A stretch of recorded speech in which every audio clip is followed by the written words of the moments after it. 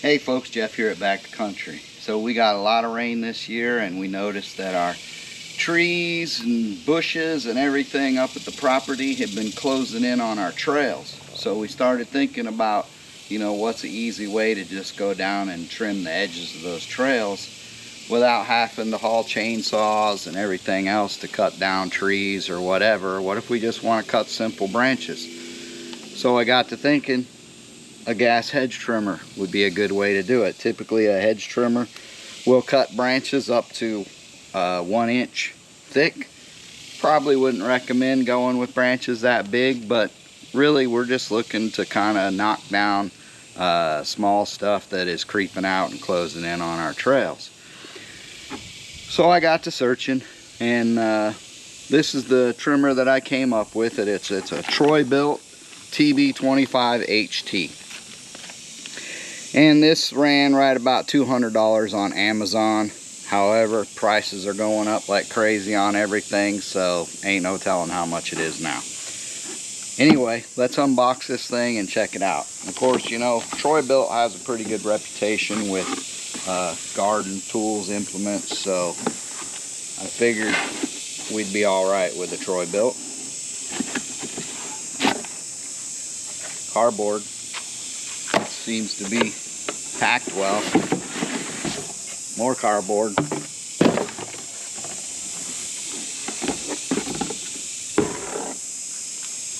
Okay, so first thing I'll tell you is the trimmer portion itself. It's packed well. I mean, look at this thing. It's got this heavy plastic tube to protect it, and then another plastic covering that appears to have come off halfway, but looking at it, there's absolutely no damage to it. So just looking for starters at how well is it packed. Seems to be packed okay.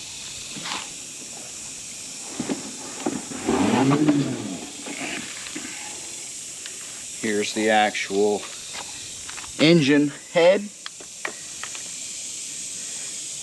Again, this is a 25cc motor on this.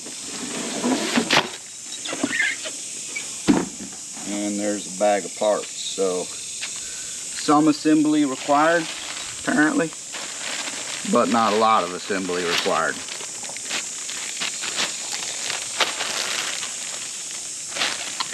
So what do we got in the bag? We got a strap. This looks like some sort of hanger for the strap, or deal to hang the thing on the wall maybe. This looks like a strap. Hanger attachment. And instructions. As far as putting the head together itself, putting that onto the trimmer, that looks pretty simple, and it looks like it's easy to take apart and put together. So this is a cable drive, it would appear. So you got a square lug in there that of course turns from the motor, cable that goes down the middle.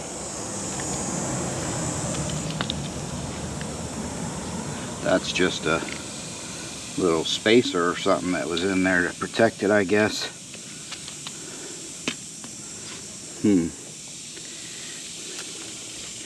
Interesting. So it goes in that way.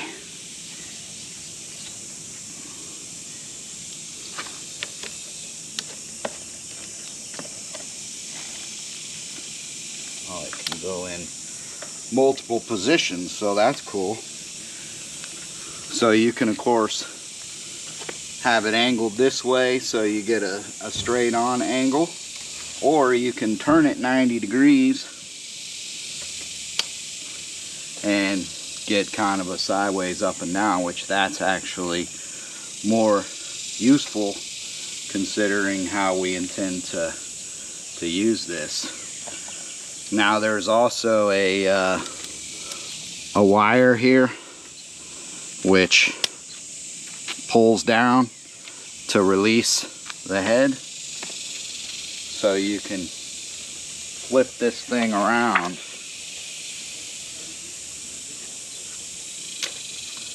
basically pretty good motion of travel there. So depending on what you're cutting and what angle you want it, you've got a lot of different options how to swing that. So that's a nice feature as well.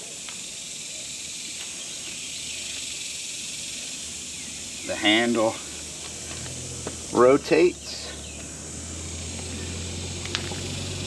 So we need to figure out,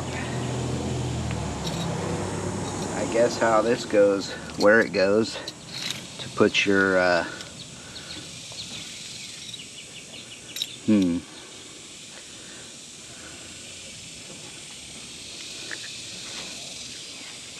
I think this is just to hang it up in the shop. Obviously a shoulder strap. This looks like a mount for the strap.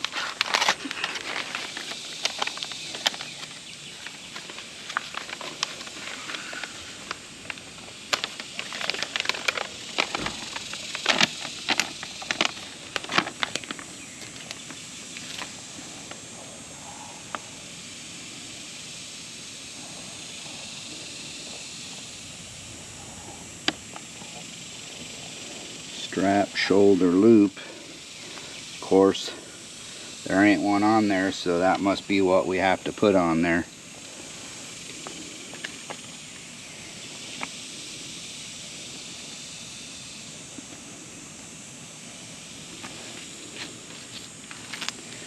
So I guess we have to mount this loop for the strap.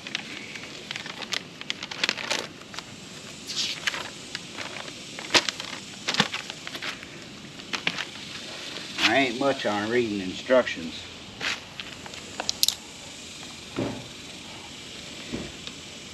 They do include a packet of 2-cycle engine oil, semi-synthetic.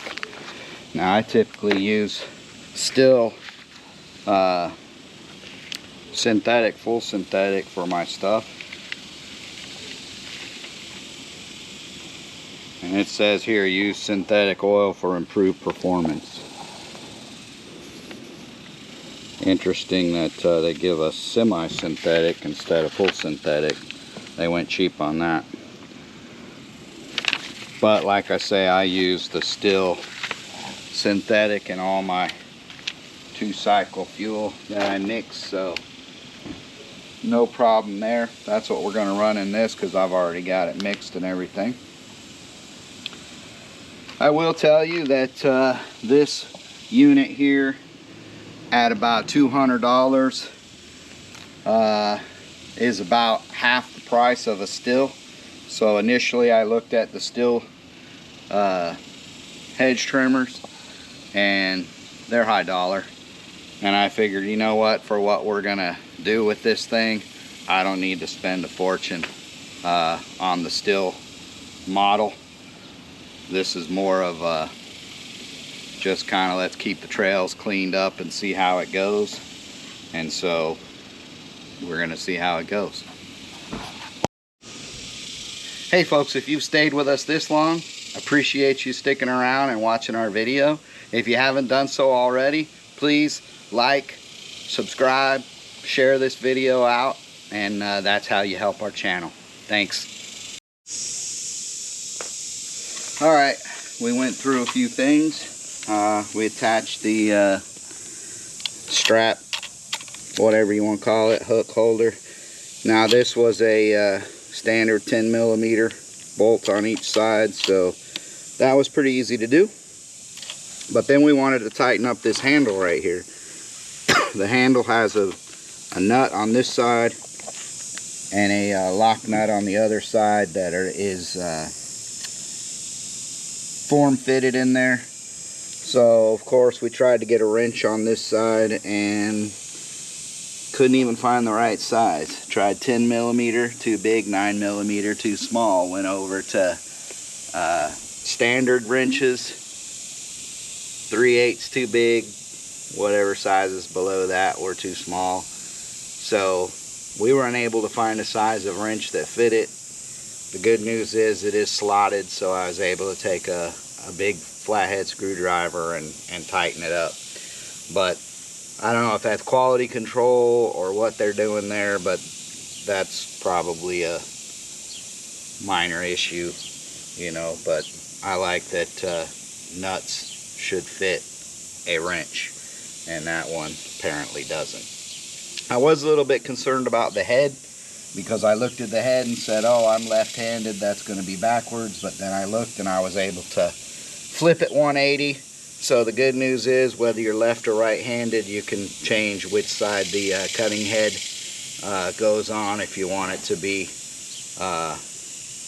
straight up and down versus side-to-side cut. And now we just need to put some fuel in it. So like I said, I use still synthetic fuel, and I'm just using the same fuel that I use for my chainsaws in this.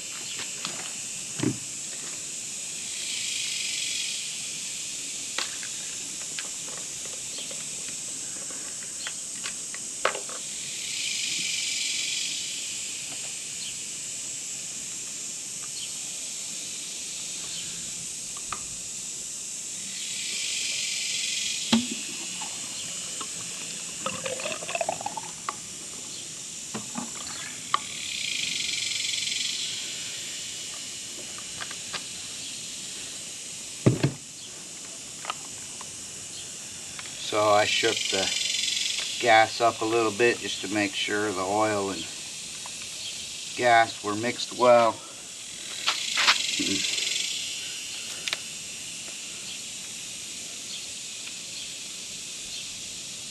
The cap feels a little bit tight, but seems to go on, and that's leaking, so that cap doesn't seem to fit right.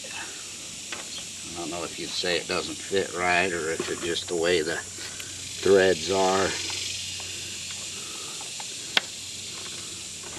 Okay, so reverse turn it a bit till it clicks and slips into place, and then turn it the right way, and that seemed to do it, and now it's not leaking. So little trick there. You can do that with any threads. When you try to thread something on and it's not lining up right, try turning it backwards a bit until it feels like it maybe seats, and then turn it correct to tighten it, and that'll normally fix it. So let's see how well this thing starts. I do not see a oh, there it is. There is a primer bulb back here. It says press it like 10 times. You can see it's pumping fuel in there, so it's working.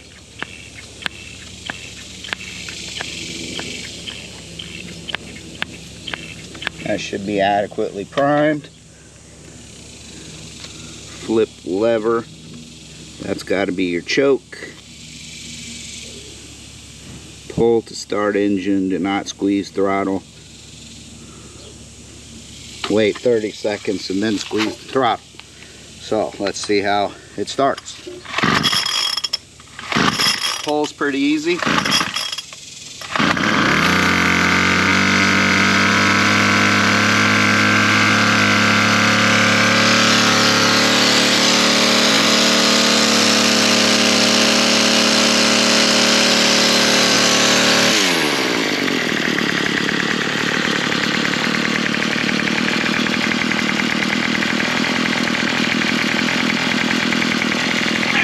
How it throttles.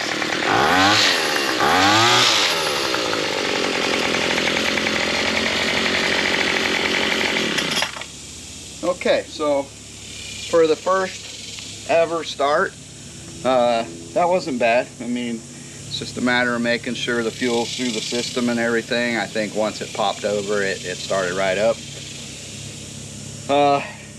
I don't know if I ran it 30 seconds or not, but let it run fine, turn the choke off, it idled down and idled well.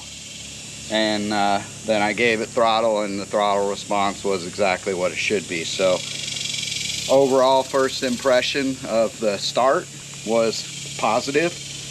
I mean, so far I like it. Now it comes with that strap, but I will tell you that so depending on where you put the handle, oops, you know, you can balance it out more. I moved the handle further forward because I felt like holding it like this feels good to me. But again, if I lower the back, it's heavier in the back just because I've got the handle further forward. The handle was originally back here, so moving it up that far, it changed the balance. But again, it feels comfortable to me. So I don't know that you need the strap or not. I guess if you're gonna like let go of it, the strap will be convenient. But other than that, I don't know that it's a big deal. So I guess the next thing to do is to start it and hack away at some of this jungle here. Figure we got a jungle here at the house too, so it is a good place to just test it out and see how well it cuts the bushes. I'm not obviously not going to be professionally hedging with this or anything at the property. We're just going to knock branches down, and so we'll give it a test here. When it's warm, well, I don't even know if you could call it warm, but one pull start, that was pretty good. Throttle response is still good, so let's take it over here and see how it does on the first.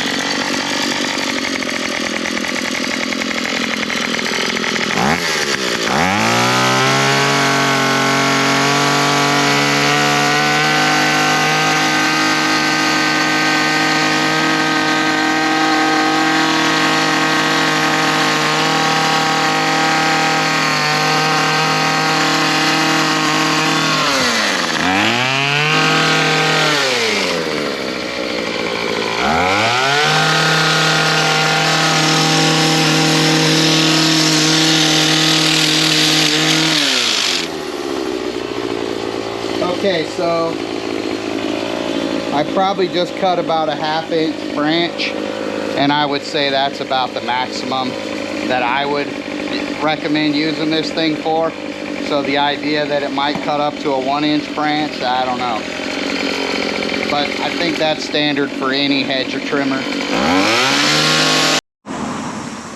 Okay, so this is the electric one. This is a 22-inch Hedgehog by Black & Decker. I couldn't even tell you. I think I bought this thing back in like 2003, 2004. It still works. It's a little bit wore out, and you know, I've had to do some maintenance on it and whatnot. But the bar, we just compared it. The bar is literally about the same size. So that's the bottom tooth lining up, and it matches basically to the top tooth. So apparently they're both 20-inch bars, 22-inch I mean. So that's fine. But you can see, I mean, number one, this thing's a lot lighter weight. Number two, it is easier to maneuver and change your positions to work with it.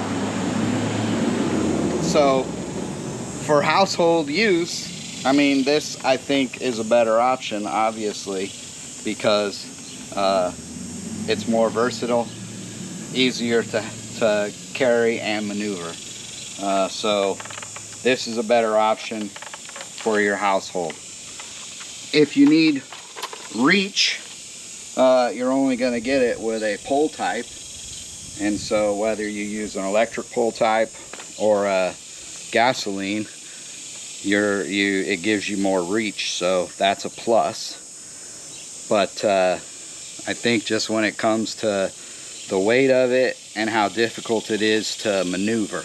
When I say maneuver, I mean to change positions, because literally to change positions you have to change the position of the cutting head, and that means loosening up the mount here pushing this button, spinning it, whichever way you need it. It's got 3 positions. So basically you have for left or right, and then if you want to cut the top, it goes flat. So it does have 3 holes like this where this piece pops out, and that allows for the 3 different cutting positions. So it has the capability, and obviously when we're out on the trails and stuff, there'll be some pros to this. Number one, gasoline is a pro, because otherwise I have to put a generator in my little trailer or whatever, and a power cord, and literally haul my electricity around with me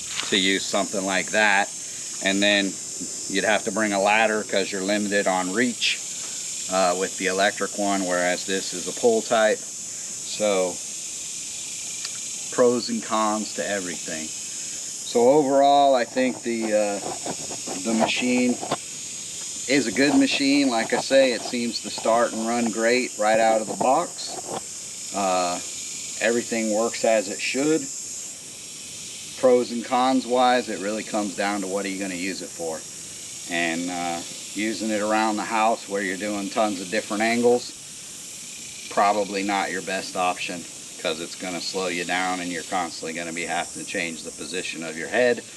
Or you're going to have to come up with a tactic where you figure out everything that's got to be cut from one position, change the head, and then everything that's got to be cut from the next position, and then change it again, and everything's got to be cut from that position.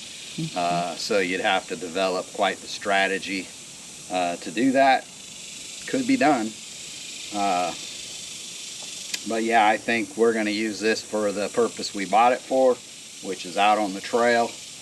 And the only negative that I have out on the trail is we're definitely limited to 1/2 inch or less size branches, which, you know, for the most part, I think that's okay.